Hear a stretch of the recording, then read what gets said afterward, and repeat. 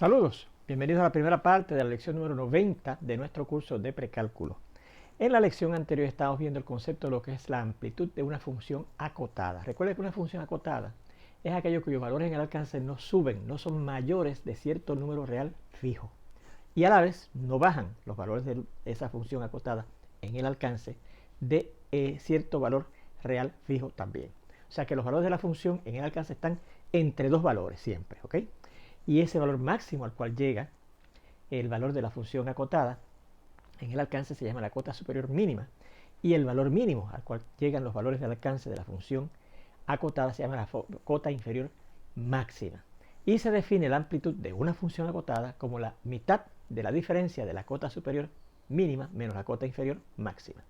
Habíamos visto ya un ejemplo, ¿verdad? Cuando consideramos las funciones seno y coseno que vimos que eran acotadas, y habíamos propuesto este segundo ejemplo que vamos a discutir ahora, que dice la función f de x igual al valor absoluto del seno de x. Bueno, pues para yo determinar la amplitud de esa función valor absoluto del seno de x, tengo que ver primeramente que efectivamente la función valor absoluto del seno de x está acotada. Bueno, vamos a empezar recordando que la función seno de x, como hemos dicho, estaba acotada, ¿verdad? Y específicamente está acotada desde negativo 1 hasta 1. Los valores del seno de x en el alcance no bajan de negativo 1 ni suben de 1. Por lo tanto, el negativo 1 es la cota inferior máxima de la función seno de x y el 1 es la cota superior mínima de la función seno de x, ¿verdad? Fíjense que yo puedo romper esa desigualdad doble o compuesta que tengo aquí en estas otras dos desigualdades doble o compuesta, ¿verdad? Fíjense que como el seno varía desde negativo 1 hasta 1, pues pasa en algún momento por 0 y llega hasta 1, ¿verdad? Por eso que yo separé aquí y dije, bueno, pues el seno de x en algún momento pasa por 0 y llega hasta negativo 1. Por la misma razón, en algún momento pasa por el 0 y baja hasta negativo 1, ¿verdad? Así que fíjense que yo rompí esta desigualdad doble compuesta en estas dos.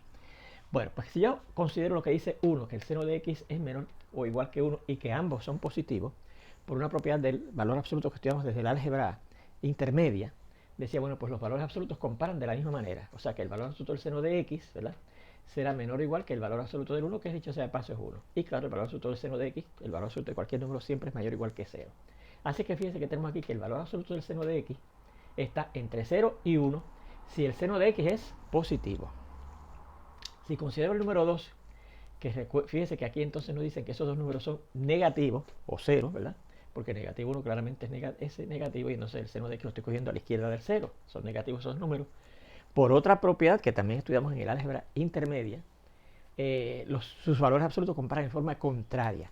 O sea que si yo cojo el valor absoluto de negativo 1, que dicho sea de paso es 1, será al revés, mayor o igual que el valor absoluto del seno, y esto a su vez, claro, será mayor o igual que el valor absoluto del 0, que es 0. Y esto se puede escribir de esta manera, que el 0 es menor o igual que el valor absoluto del seno, y esto a su vez es menor o igual que el 1. Así que fíjense que en ambos casos, sea el seno positivo o sea el seno negativo, el valor absoluto del seno de x está entre 0 y 1. El valor absoluto del seno de x está entre 0 y 1. Sea positivo, ¿verdad?, o sea negativo. Bien, así es que efectivamente esa función valor absoluto del seno de x está acotada. Y como hemos visto que están entre 0 y 1, pues el valor de la cota inferior máxima de esa función es 0, o sea el inf de esa función valor absoluto del seno de x es 0, y el sub, o sea el valor máximo de esa función valor absoluto del seno de x es 1. Por lo tanto, la amplitud que se representa con esa letra A mayúscula, como dijimos, es la mitad de la diferencia del sub menos el inf, o sea la mitad multiplicada por el sub, que es 1, menos el inf, que es 0, ¿verdad? Y 1 menos 0 es 1, y 1 por ser el elemento, identidad de la multiplicación por un medio, da un medio. Así es que la amplitud de esta función, valor absoluto del seno de x, es un medio. Recuerde que la amplitud del seno de x sin el valor absoluto vimos que era 1, pero la del valor absoluto del seno de x, fíjense que es un medio. Bueno, es este teorema que se llama lema porque su importancia es usarlo como justificación de la demostración del teorema que viene luego, ¿ok? Y dice así: sea f una función acotada y sea a un número real fijo. Luego, primero, si ese número a real fijo es positivo, entonces el sub de la función a por f. ¿Y qué es esta función a por f? Pues es la función que consiste de los elementos en el alcance de la función f multiplicados por esa cantidad constante a, ¿ok? Pues el sub de a por f va a ser a multiplicado por el sub de la f. Y el inf de esa función a por f será a multiplicado por el inf de esa función f. Si la a, ese número real fijo que yo estoy considerando, fuera negativo, entonces ocurre lo contrario. Fíjese, el sub de esa función a por f, que ya explicamos lo que quiere decir, será a no por el sub, sino por el inf de la función f. Y el inf de esa función a por f será a no por el inf de f, sino por el sub entonces de f. Es al revés. ¿Eh? Bueno, yo voy a demostrar esta primera afirmación que aparece en la primera parte de este teorema, la segunda afirmación, y las dos afirmaciones que aparecen en la segunda parte de ese teorema se le dejan como ejercicio, pero se hacen exactamente igual a como yo voy a hacer la demostración de esa primera afirmación en la primera parte del teorema. Vamos a empezar llamando al sub de esa función f que está acotada, ¿verdad? M mayúscula. Generalmente el sub de una función acotada superiormente se llama M mayúscula. Pues, ¿qué significa eso? Que ese número M mayúscula es el número real fijo, constante, más pequeño para el cual los valores de la función acotada f no pasan. ¿Okay? Son menores o iguales que esa m para cualquier valor que usted tome en el dominio de esa función, que vamos a suponer que son los números reales, porque recuerde que en esta teoría de las funciones acotadas, las operaciones y las comparaciones, ¿verdad?, son importantes. Y hasta ahora los conjuntos que conocemos que tienen esas propiedades de operaciones y de comparaciones, el mayor o menor que, están en los números reales. Por eso es que estamos cogiendo el dominio de la función f, que es una función acotada, como los números reales, o pudiera ser un subconjunto de los números reales. ¿Okay? Bueno, como es mayor que 0, porque eso es lo que estoy suponiendo, ¿verdad?, en esta parte que estoy demostrando, por la ley de multiplicación positiva de las desigualdades, si yo cojo esta desigualdad que dice que f de x es menor o igual que m y multiplico en ambos lados por a, que es mayor que 0, positivo, por la ley de multiplicación positiva, lo que me quede en el lado izquierdo, a por f de x, sigue siendo también menor o igual que a por lo que está en el lado derecho, que es la m. Y eso ocurre para todos los x que están en el conjunto de los números reales, que es el dominio de esa función acotada f, ¿verdad? Pues eso implica que efectivamente la función a por f está acotada superiormente porque sus valores no pasan de cierto valor, ¿verdad? Ahora, fíjense que yo quiero ver que a por m, que sería a por el sub, porque la m es el sub de la función f, es el sub de esa función a por f de x, pues entonces tengo que ver que ese número a por m es el número real fijo más pequeño, según aquí la m, por ser el sub de la función f, el número pequeño más el número real fijo más pequeño, para el cual la función f no pasa de él su valor. Pues yo quiero ver que entonces esa cantidad a por m es el número real fijo más pequeño para el cual la función a por f, sus valores no pasan de él para todos los x en el dominio de esa función a por f, que son los números reales, ¿verdad? Y lo vamos a hacer por contradicción. Recuerden qué quiere decir eso. Si yo quiero demostrar que este es el número real más pequeño para el cual la función a por f no pasa sus valores de ese valor, yo voy a suponer que hay un valor más chiquito para los cuales la función a por f de x no pasa de él, ¿ok? Así que para eso vamos a suponer lo siguiente. Suponga que existe otro número real, vamos a llamarlo b mayúscula. Suponga que existe otro número b real fijo con b siendo menor o igual que a por m, que es el que yo quiero demostrar que es el sub de la función a por f, ¿verdad?, para el cual los valores de la función a por f no pasan de él para todo x en el dominio de esa función f, que repetimos que son los números reales, ¿ok? O un subconjunto de los números reales en general. O sea, que a por f de x será menor que o igual que esa b, y esa b estoy suponiendo que es como menor, estrictamente menor, ¿saben? Perdónenme, b va a ser menor que a por m, y eso ocurre para todo x en el dominio de la función f, ¿verdad que sí? Pero como la a, yo estoy suponiendo, recuerde que es positivo, ¿verdad?, porque en esta peor parte la hipótesis dice que la es positivo, como por hipótesis,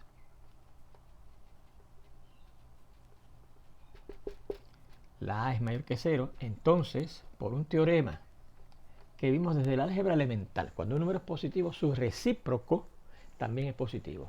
Su recíproco, que voy a representar aquí como 1 sobre a, también será mayor que 0, ¿ok? Si un número es positivo, su recíproco también es mayor que 0, es positivo, ¿ok? Por lo que entonces, o más bien luego,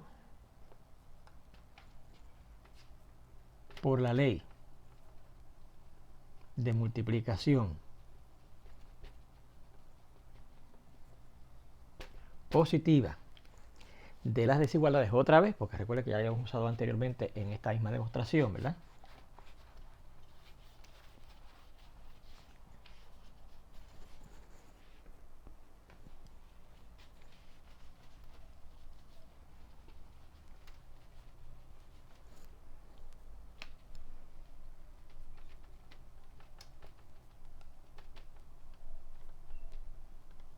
Si yo cojo ahora esta desigualdad doble que tenemos aquí, a por f de x, que dice que es menor o igual que b, y dice que eso es menor que a por la m, y multiplicamos en los tres lados de esa desigualdad doble compuesta por el recíproco de la a, que me queda en el lado izquierdo. La a cancela, ¿verdad? Y me queda que f de x, el sentido de desigualdad no cambia porque estoy multiplicando por algo positivo, y al multiplicar 1 sobre a por b quedará b sobre a, ¿verdad? Porque sería b por 1 sobre a por el 1 que está debajo de la b, que es a, y será menor que, y al multiplicar 1 por a, 1 sobre a por am, pues la a también cancela y nos queda más que la m. Bien, pero esto significa entonces, eso ocurre para todo x en el dominio de esa función f, que son los números reales, ¿verdad? Bien, pero ¿qué significará entonces esto? Que los valores de la función f no pasan de un valor b sobre a, que es menor que la m. Pero habíamos dicho que la m, al ser el sub de la función f, era el número más chiquito, para el cual los valores de la función f de x no pasaban. ¿Y qué hemos encontrado? Que ahora la función f de x no pasa de un valor que es más chiquito que la m. Así que este sería entonces una posible cota superior mínima de la función f de x. Y eso contradice el hecho de que la m es la cota superior mínima de la función f. ¿Okay? Lo anterior contradice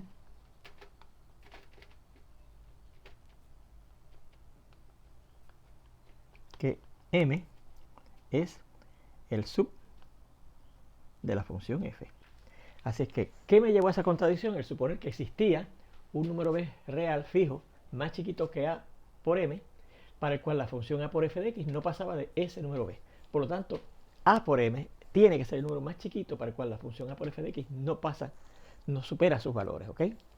Y por lo tanto, a por m es el sub de la función a por f de x, ¿verdad? Por lo tanto,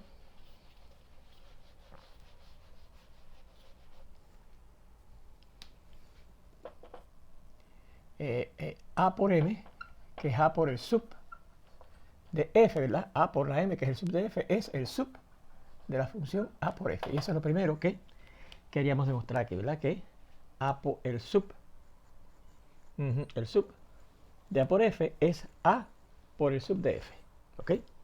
Pues esta demostración, ¿verdad? De esa primera afirmación en esa primera parte de ese teorema, ¿verdad? Bueno, pues vamos a ver el siguiente teorema, que es de hecho el que es importante y que usa como justificación en uno de sus pasos uno de esas dos partes del teorema, ¿ok?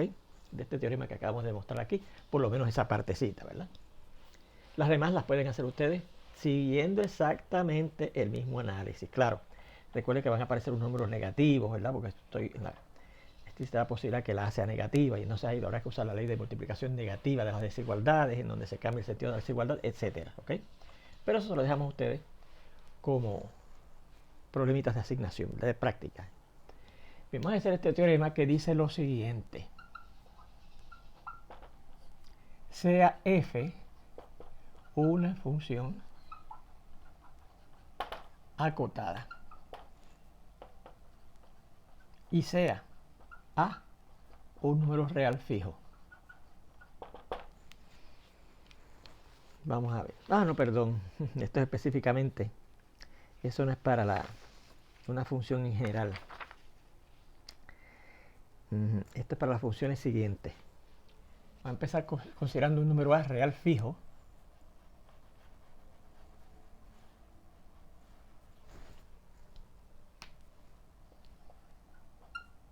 Un número real fijo, eso sí. Y considere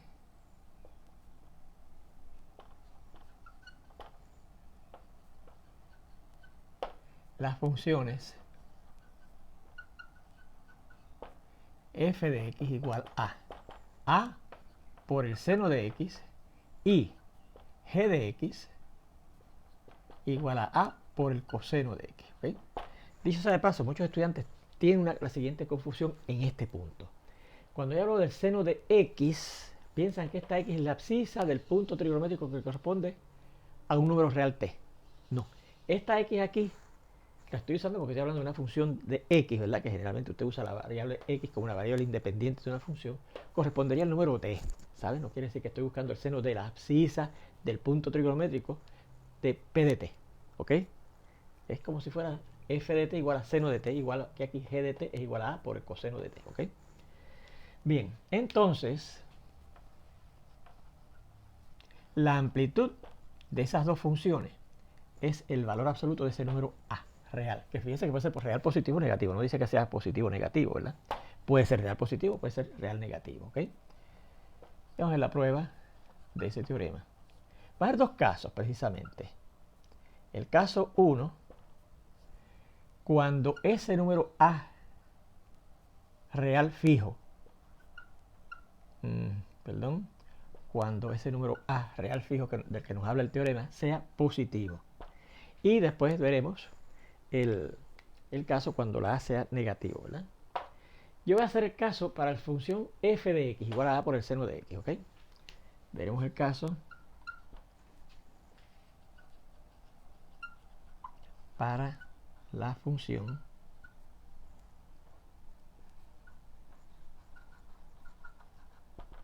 f de x igual a por el seno de x, ¿ok? La prueba para el caso de que sea g de x igual a por el coseno de x es exactamente igual, virtualmente exactamente igual. Lo único que tiene que cambiar, donde quiera que hablemos del seno, usted pone coseno de x, ¿ok? Bien, así de parecida es. Ok, muy bien.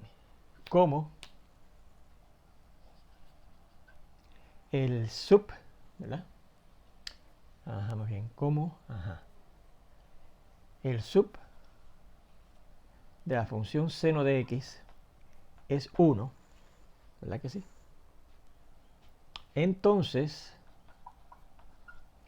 el sub, por el lema anterior, por el teorema anterior precisamente, por el teorema anterior,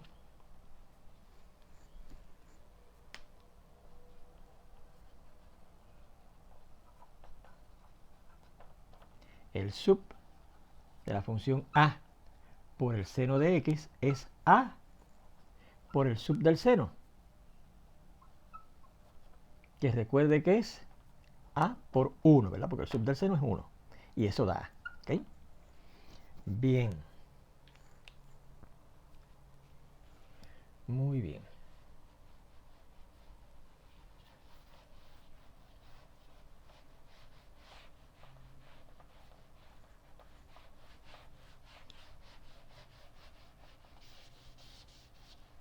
Como el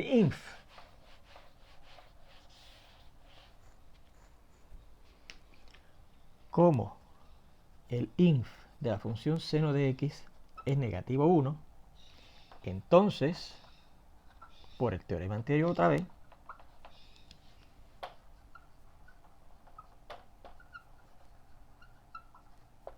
como en este caso estoy suponiendo que la cantidad esa a real fija, ¿verdad? Es positiva, entonces el inf de a por el seno de x será el a por el inf del seno de x, ¿verdad? Ajá.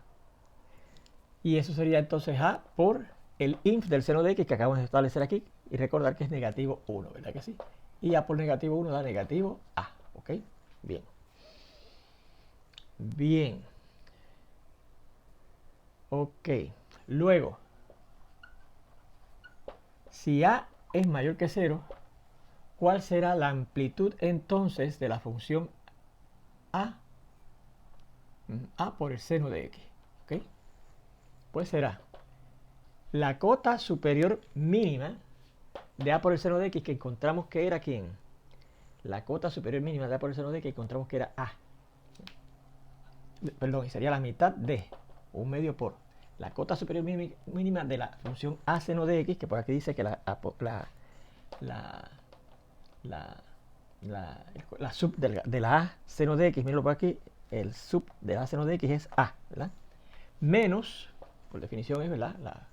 el valor de la cota superior mínima menos la cota inferior máxima. La cota inferior máxima, que hemos encontrado aquí, que el inf, la cota inferior máxima de a por el seno de x es negativo a, ¿no?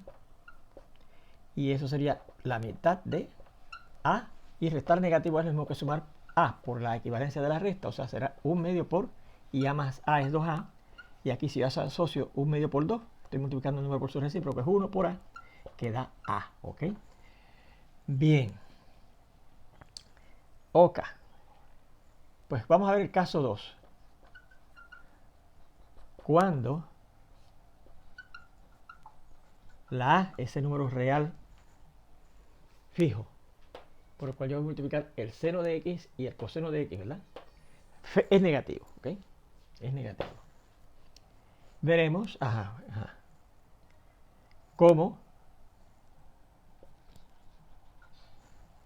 el sub del seno de x es 1, entonces, por el teorema anterior, ¿cuál será el sub de a por el seno de x, ¿verdad? Pues, según el lema anterior, si esta a es negativa, entonces el sub de a por una función será a por el inf de esa función seno de x, ¿verdad que sí? O sea que será a por el, y el inf de la función seno de x, ¿verdad? Ajá. Aquí me interesa, sí, el sub del seno de x, ¿verdad? Será a por, el inf, que fíjense que aquí hemos dicho que es negativo 1, ¿verdad que sí? Y a por negativo 1 queda negativo a. Así es que el sub de la función a por el seno de x será ahora negativo a. Por el mismo lema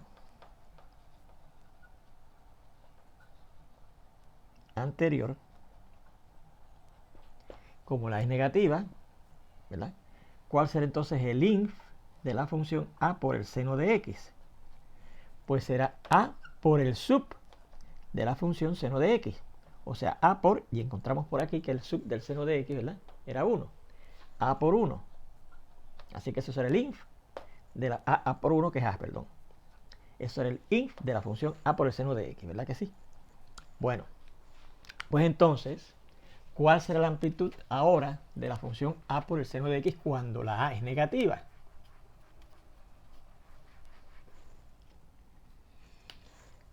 Luego, la amplitud de esa función a por el seno de x será, por definición, la mitad de la resta del sub menos el inf. Y el sub de la función a por el seno de x cuando la es negativa es negativo a. Negativo a menos el inf de la función a por el seno de x, que cuando la es negativa da a. Negativo a menos a. O sea que será el negativo 1/2 por, y negativo a da negativo 2a. Si yo asocio 1/2 por negativo 2 da negativo 1 por la a, que eso da negativo a. ¿Ok? Perdón. Esto da así, negativo a. Ok, pues tenemos eso, ¿verdad? Resumiendo. Mire, ¿qué encontramos? Que si la a es mayor que 0, ¿cuál era la amplitud de la función a seno de x? Entonces, la amplitud de la función a seno de x es a. ¿Verdad que sí? Y si la a es menor que 0, entonces la amplitud de esa función a seno de x es ¿quién? Negativo a. Bueno, pues ¿cuándo es que si un número es positivo, el resultado es a? Es el mismo. Y si un número es negativo, el resultado es negativo a. Vamos a ver si ustedes recuerdan esa definición que vimos desde el álgebra elemental. ¿Qué cosa de un número da a si la a es mayor o igual que 0, ¿verdad? Y da negativo a si la a es menor que 0. En este caso no estamos considerando la posibilidad de que sea igual a 0, porque entonces pues la función que resulta al multiplicar a por coseno o a por el seno es la función 0, ¿verdad? Función constante 0 por algo es 0. Pero por eso que estamos considerando que la no sea 0. Bueno, pues ¿qué cosa yo defino como que si el número es positivo, su valor, entonces lo que estoy buscando es a, y si el número es negativo, lo que estoy buscando es negativo a, el valor absoluto de la a, ¿verdad que sí? Así que por lo tanto, el valor de la amplitud de la función a seno de x es el valor absoluto de la a. ¿Por qué? Porque esa amplitud da la misma A si la A es positiva, y esa amplitud da el negativo de la A si la A es negativa, y eso es lo que es el valor absoluto del número, ¿se acuerdan? O la A o negativo A si la A es positiva o si la A es negativa respectivamente. Y ahí está la demostración de ese teorema, ¿ok? Por ejemplo, mire, determine la amplitud de las siguientes funciones. Y la primera dice así: y igual a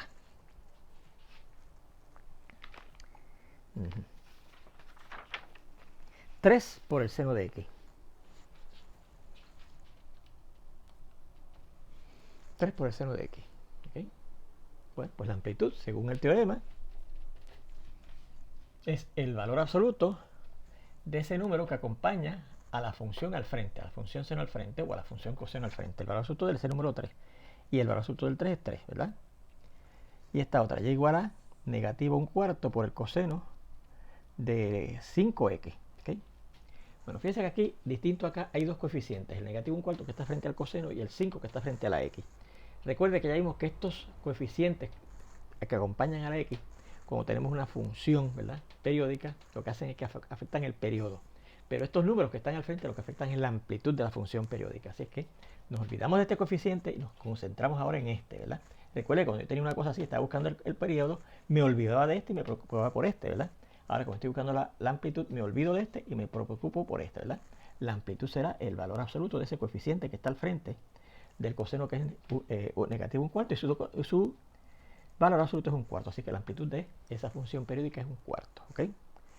Muy bien.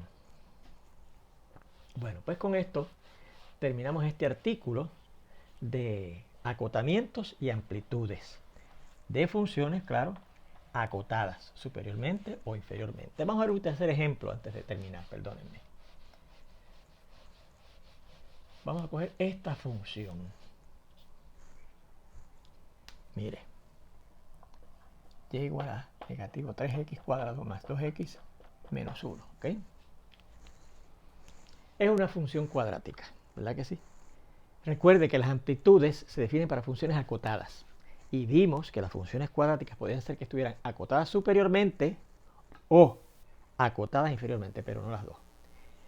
Y para que sea acotada tiene que estar acotada superiormente e inferiormente. Así que yo no podría determinar la amplitud de esa función cuadrática, ¿verdad? Porque la amplitud de una función está definida para funciones acotadas, ¿ok? Así es que por lo tanto para la función cuadrática yo no puedo determinar su amplitud. Como esta función no está acotada, dicho sea de paso, si está acotada superiormente, porque recuerde que fíjese que si tiene coeficiente que acompaña al x cuadrado negativo, va a abrir hacia abajo la parábola que genera y por lo tanto sus valores no van a más arriba de la ordenada del vértice de esa parábola, ¿verdad que sí? Pues solo está acotada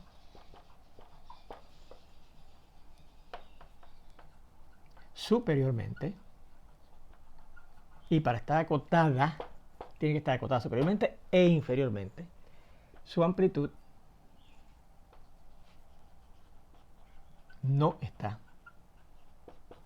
definida. Eso de amplitud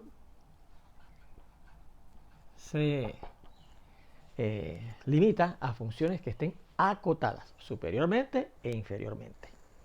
Bien, bueno, pues entonces con esto, como les indiqué, terminamos este tópico de acotamientos y amplitudes. ¿Okay? Vamos entonces a ver el siguiente tópico, que son las gráficas de las funciones circulares. Gráficas de las funciones circulares. Un tópico muy importante en la trigonometría, ¿verdad? Las gráficas de las 6 funciones circulares. Primeramente, la gráfica de la primera función circular que definimos, que es el seno de la x, ¿verdad que sí? el seno de la X. Bueno, vamos a darle a la X, que sería la T, ¿verdad? La distancia que tengo que caminar a lo largo del círculo unitario, comenzando en el punto 1, 0, en sentido contrario a las manecillas de un reloj si la T, si la X fuera positivo, y en sentido a favor de las manecillas del reloj si la X fuera negativo, ¿verdad? No la abscisa del punto trigonométrico que corresponde a un número T, sino que hasta ahora estoy usando en vez de T, X, ¿verdad? Le voy a dar a la X, recuerde que es la variable independiente, los siguientes valores, y ya mismo vamos a explicar por qué escogemos esos valores.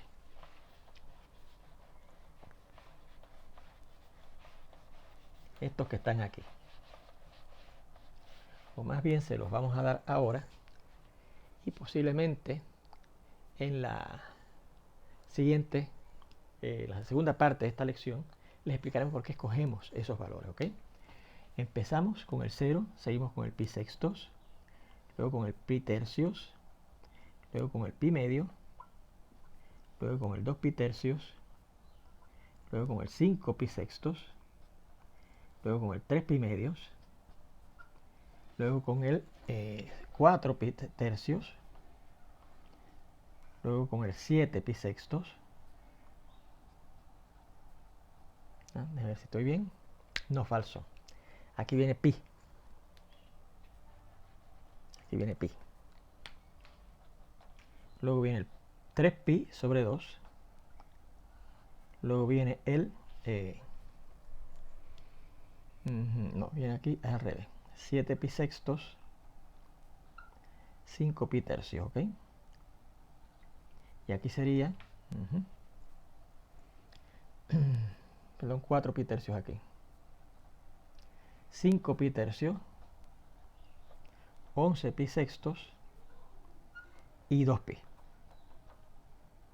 Esos son los valores que voy a dar a la X. Fíjense que son bastantes, ¿verdad? 1, 2, 3, 4, 5, 6, 7, 8, 9, 10, 11, 12 y 13. Fíjense que son 13 valores los que le estoy dando a la X, ¿verdad? ¿Y por qué les doy esos valores? Primeramente, fíjense que empiezo en 0 y termino en 2pi, ¿verdad que sí? Y recuerde que la función seno es periódica con periodo 2pi. Así que si yo considero la parte de la gráfica de la función seno que tiene periodo pi desde 0 hasta 2pi, voy a ver la forma del ciclo fundamental de la función periódica seno. Segundo, fíjense que he marcado los puntos los números cuyos puntos son cuadrantales: el 0, el pi medios, el pi, el 3 pi medio y otra vez el 2pi, que coincide con el que corresponde al número 0, ¿verdad? Bien.